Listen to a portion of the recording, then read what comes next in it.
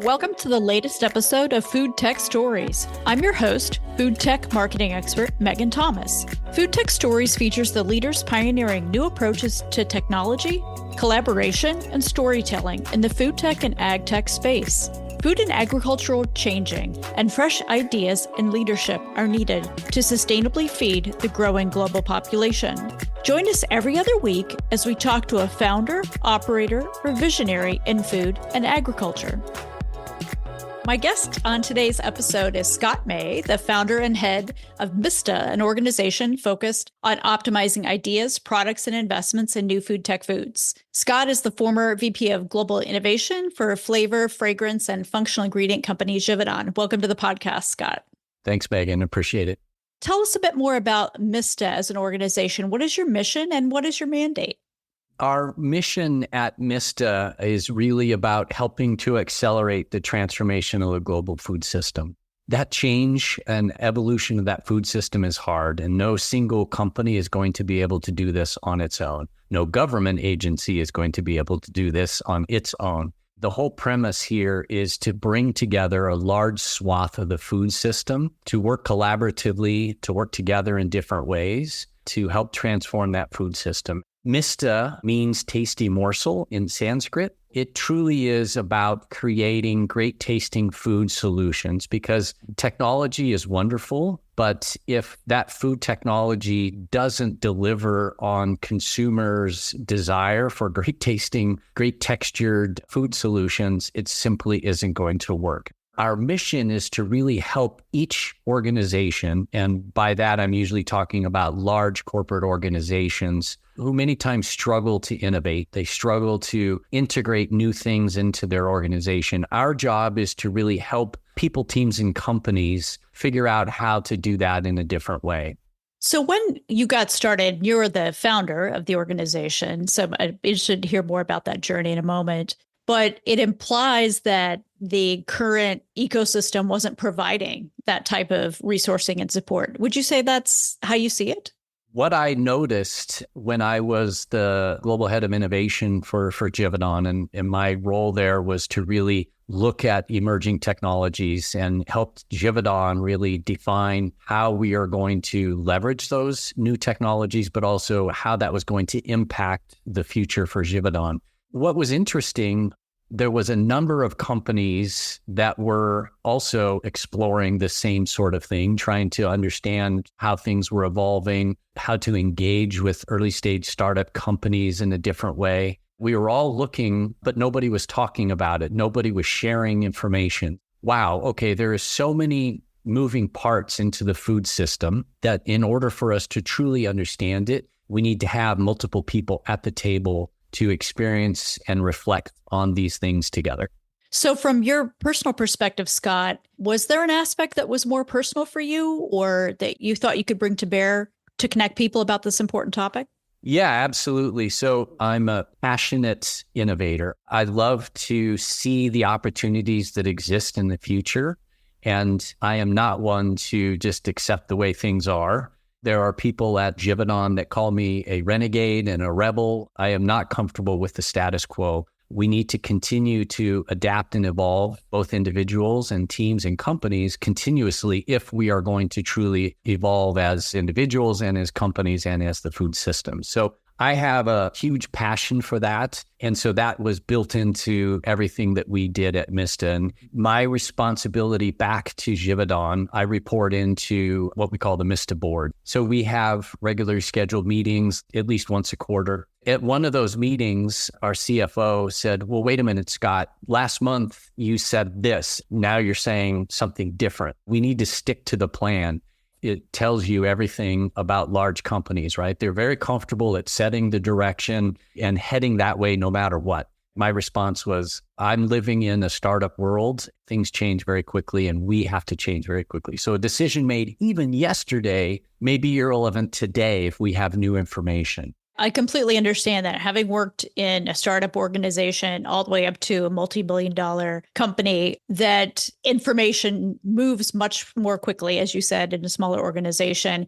I also find that large organizations, particularly publicly traded ones, are so focused on not messing it up, right? And incrementalism. So it's just, we'll do a little bit more, maybe a packaging refresh or maybe a flavor extension, right? But to truly create innovation is risky. It's really fascinating. And I think what you're doing and you're endeavoring to do is really exciting. Since its launch, Mista's launch, what has surprised you the most? The desire and the passion of these entrepreneurs who are really risking everything. They are literally putting their lives on pause. As you know, as a founder in startups, you are immersed in that. It warms my heart to see these people who are so passionate about changing the food system, about creating a sustainable future for the planet. It just blows my mind to see that, and it's very surprising. I think the other thing that's surprising is on the large company side is this challenge. They all can say and talk about the need to innovate, to talk about the need to drive culture change, talk about the need to move faster, be agile. But the fact is, many of them struggle to do it.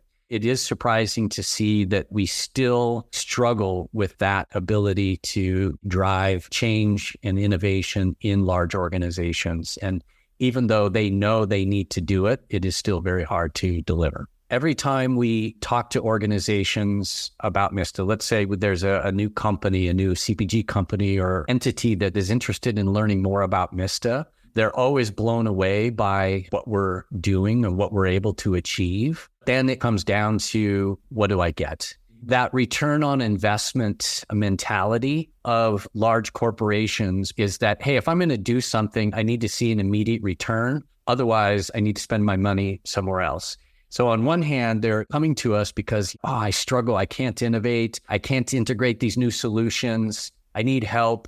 Well, hey, we can help you. Oh my gosh, that's going to cost me money and our membership fees are actually quite reasonable, but still it's a struggle for them to make that connection and for them to convince their leadership that this is a worthy investment because it is something new and different, right? They're used to investing in market research. They're used to investing in paying somebody to do product development. They won't bat an eye to spend $250,000 on developing one SKU that is probably a renovation of a product and hope that that makes it, but they're unwilling to invest that kind of money in, let's say, longer term building culture, building this mindset shift, which will allow them to continue to innovate continuously. And in doing so, when they're paying somebody else to do this development work, all of that learning is outside of the company, right? That resides with somebody else. And so they're not continuously learning. And that's one of the things that we really focus on at MISTA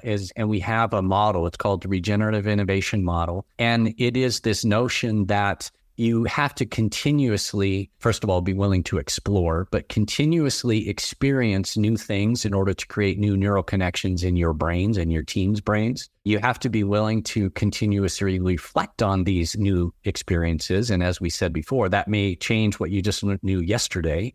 The last point of our regenerative innovation model, and this is the hardest part, and that is the integration part. So how do you then integrate that into your organization? That is the part that we really encourage organizations to think through. And then once you do that continuously, you're building up your knowledge, your wisdom, your capabilities inside your organizations versus farming that out to somebody else. We call this the arc of evolution because in innovation, we know that it isn't going to be some magic thing that you stumble upon that's going to fix everything. It takes a long time. And it could be that there is something missing in this ability to get you over that hump. And you have to be willing to wait for that thing. It could be a technology, could be some new ingredient that you're just waiting for that finally you can plug in. And if you don't hold that arc of evolution in the right way within your organization, you're going to miss on that opportunity. Given those challenges that you've seen, have you seen a startup or maybe a group or subset of the folks who participated in your organization who've actually been successful at breaking through those challenges? I wrote a paper called Return on Innovation. So it's ROI, but it's not the ROI that people think of. The other one. And I would say that they really take that to heart for those companies who have been successful and seen this. And they're willing to lean in and embrace this whole notion of open innovation in a different way. And so there has been success there. On the startup side, we've had a number of startups that have formed relationships. It could be a partnership, could be a JV, could be investments from some of these larger organizations as being part of MISTA. There's a number of examples, and some of those examples we have listed on our website. What do you think leads a food tech startup to reach out to you in the first place? Our primary focus for startups today is in the ingredient and technology space. We do have and we do accept some CPG companies, but they have to have a truly differentiating angle, either a new ingredient or a new way of doing something. It's really those companies, first of all, who are in that ingredient and technology space that need support. And I would say all of them need a lot of support, not in terms of their science. Most of them are really good on their science, and there's like, okay, I got this great ingredient. But as I mentioned before, those ingredients don't just sit there on their own, right? Consumers don't eat those ingredients on their own. They have to be integrated into a formulation. And let's say you're talking to a CPG company, and that CPG company says, that's amazing. I want to buy that. When can you scale 50 truckloads for me? And they're currently making 200 grams. And it's like, oh my gosh, how do I scale? That's where MISTA comes in, because especially if it's a biotech ingredient and you're talking about fermentation and it has to be scaled up, there's a challenge there. And we can help those companies identify, are you going to invest in your own equipment and capabilities? Are you going to connect with a co-manufacturer? Maybe you're going to partner with somebody like a Givaudan or an Ingredion or an AAK who already has some capabilities that you could tap into. Maybe there's an investment from one of those entities. So we create a triangle basically between the startup ingredient technology, the larger ingredient players who can help them scale, and then ultimately the CPG company who will use that ingredient. By creating that triangle or that three-legged stool, it really helps the entire system then move faster. It helps the startup scale faster. It helps the startup get into these organizations in a much quicker way. So really connecting the right people together. It's such a simple thing, but it doesn't happen as often as it could. I speak quite often and I work quite often with technical founders in the food space, ag space, even life sciences. There's often a disconnect between the technology and the product they want to create and the very real elements of product development or consumer acceptance. Pulling that thread all the way through the process can be challenging, especially for folks who have a technical background, a scientific background, and maybe haven't commercialized consumer products. What do you think about that idea? Have you seen that? And if so, how do you address it? These founders, these scientific founders, we help educate them on how the food system works. It's not as easy as, let's say, the tech world where, you have an application and people can try it. And in the food world, we have to integrate many things and, the manufacturing and the food safety and all of these things that come along with the food system. Where we are today in the alternative plants and the alternative meat and alternative dairy movement, there are a lot of consumers that understand the need that we should move away from that. They shouldn't be eating that meat for personal health and also planetary health. But when it comes down to the actual habits in the store, they usually revert back to very old habits. 8 out of 10 new products fail in the food and beverage world and within the first couple of years. We have to figure out a way to bridge that gap, to reduce that failure rate, to find products that we can put in the market that will be adopted, because it's very expensive to fail with these kinds of products in the market. Completely agree. Do you integrate the consumer into your work in other ways? We rely upon our CPG members. They are experts in understanding their consumers. We definitely need them to help us, give us feedback on who is your consumer, how are you going to address your consumers today and in the future, and understanding that for sure. We're constantly leveraging their knowledge and skill base. Most of our large ingredient players also have amazing sensory and their own internal consumer panels that we rely on. We're also trying to identify new ways of doing that. So we've identified some new sensory capabilities because it's very expensive also to run sensory tests, the traditional methods. And so we're trying to identify ways to do that in a much cheaper, faster, quicker way. We don't have it all solved yet, but we're continuously looking at that. And AI is not the answer to everything by any stretch, but certainly we hope that AI can help us be more efficient and more effective at what we're trying to do in some of those spaces. There's been a lot of venture investment, right, in alt protein, other food tech foods over the last few years. Obviously, there have been challenges in that marketplace. And we know in general, many consumers in the US anyway, are open to trying new food tech foods. But there is that disconnect on product and product performance, which I find fascinating. So it sounds like Mista's, you guys are the good guys. You're trying to figure out how to connect those dots, but it's not an easy task. How do you see the venture community being involved in your work? We have very close relationships with more than 25 venture funds around the world. We're very closely connected. It is an important ecosystem because none of these technologies are going to get off the ground without that kind of venture funding. But on the other hand, as we've seen, there's been a lot of pullback in that venture funding because it simply didn't come to fruition as we thought. And there was a great paper written by Synthesis Capital, and they talked about the S-curve adoption and that every new technology goes through that. And everyone had delusions that we were going to see this massive straight line accelerate, even a hockey stick, increase in consumer adoption. And in fact, that's not the case. We are still at the very bottom of that S-curve. What it's going to take is continued investment, continued work on identifying solutions that can help move us from alternative 1.0 to alternative 2.0. And hopefully we get to the point where it's no longer alternative, it's just a different solution. We have to find a different word than alternative. And we're seeing that. One of the things that we're working on this year is our growth hack that is focused on biomass fermentation. And we are extremely bullish in that we believe that this technology has the promise to take us to that next level in, first of all, nutrition compared to plant solutions.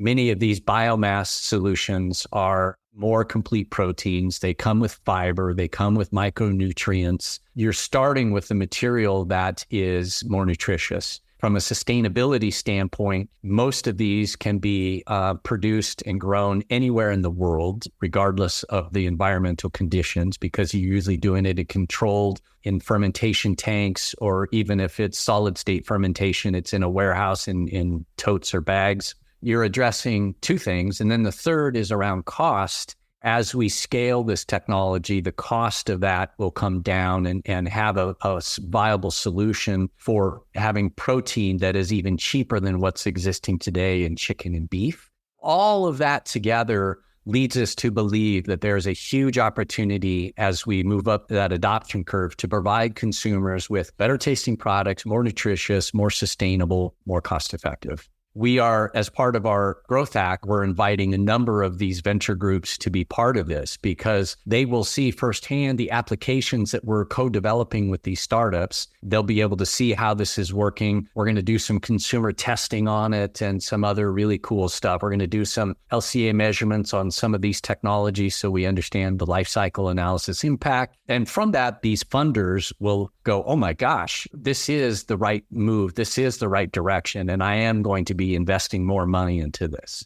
As a marketer, I think biomass fermentation probably is an opportunity for some branding work around what you call it and how you talk about it. But I'm pleased to hear that it's showing promise, whether it's controlled environments or different types of alternative protein processes. I think there's such pride and excitement about the unique technical and scientific approaches that are taken, but the process for the consumer is just one aspect of what they're going to consider. And they may not even think about the process, but they are going to think about the taste, performance, cost. And label. Yeah, right. And other attributes, brand, and is it available to me? Yeah, like a lot of the fundamental things, I think that certainly taste and flavor. So it's interesting to think about that and how investment in a certain technology or process translate over to individual company success. It's going to be interesting to see, and I'm bullish on it for sure. So when you look to the future, Scott, what are you most excited about in this space? this new technology broadly, biomass fermentation, it's also, people call it microbial proteins. When we think about the need to truly evolve the food system, not only for the top 5% of the population that's, sitting on the west and east coast of the United States and in Europe, truly to provide solutions for the 10 billion people that will soon be on this planet. This technology has the opportunity to disrupt and reimagine our food system. One of the things we talk about is the need to move to a decentralized food system. So we saw during COVID the challenges with supply chain. When the war broke out in Ukraine, so much of the sunflower oil that came from Ukraine, it stopped, right? And people were scrambling, trying to figure out what to do. So many, and as we move on, if we think about the stabilization of our society, if people are not able to get clean water or eat food, it is going to be a huge disaster. So we have to solve this. And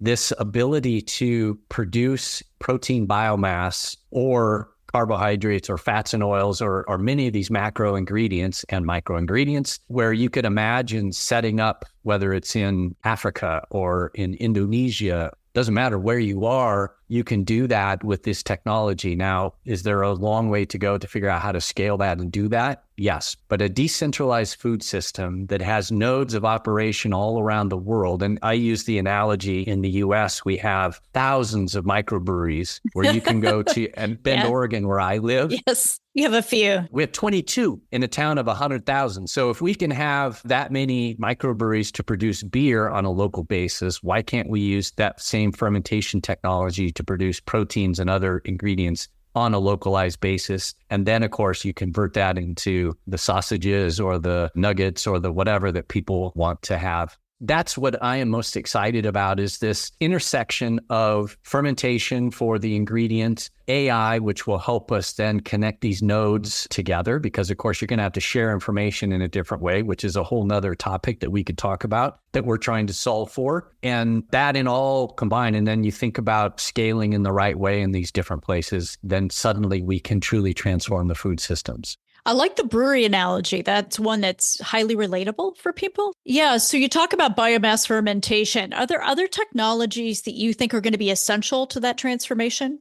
Yeah, it's data, not around AI so much, because we can write algorithms today. That's easy. But it's the data sharing that is going to be so important. Microbreweries, they don't talk to each other. Somebody's recipe is private and special, right? And you don't share it. But in the future, if we're going to decentralize a food system, we have to find a way that if we're making microbial protein in 20 different places around the world, we have to be able to share the information in a different way. And so one of the things that we're working on with the ecosystem at MISTA is around what we call data sovereignty. And for example, Givaudan has amazing data on flavor and taste. Ingredion has a lot of information on texture and sweetness. AAK has a lot of information on fats and oils, but it all sits in isolation. And as soon as you start saying, hey, let's share your information. That's our IP. Yeah. That's our IP. No, you can't have that. Yeah, right? yeah. And so what we're working on is a way to unlock that. And it's a really cool technology. It's primarily from one startup called Opaque out of UC Berkeley. They have identified a way to protect the data of everybody, but yet that data is available in the microchip itself to be accessible for applying algorithms on.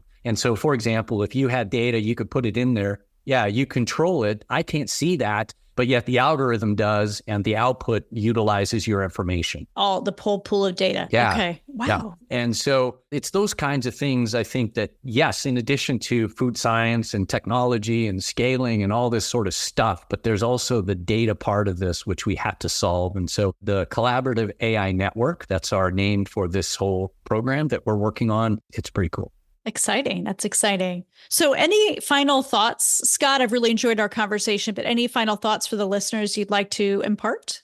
My final thought would be this change is going to require everybody to lean in. Everyone can play a part, whether you're a consumer, whether you're a scientist, whether you're working at these large organizations. It's hard, but don't give up. Don't get discouraged that our first round, call it Plant-Based 1.0. I don't consider it a failure. I consider it as a necessary stepping stone in the evolution of where we're going. We could never have gotten from where we were to where we need to go without passing through that. This is part of the innovation cycle, and we're going to continue to find things that work, and we're going to continue to find things that don't work and struggle. But in each case, it's a learning, and those learnings are important for building the wisdom for us to truly drive this future food system. And I'm at the end of my career, and I doubt that we're going to have everything solved. But what my hope is that we build a foundation for those of us who come behind us, and that they can stand on our shoulders and build on what we've done. That's a powerful sense of legacy there. I wish for the same things for sure.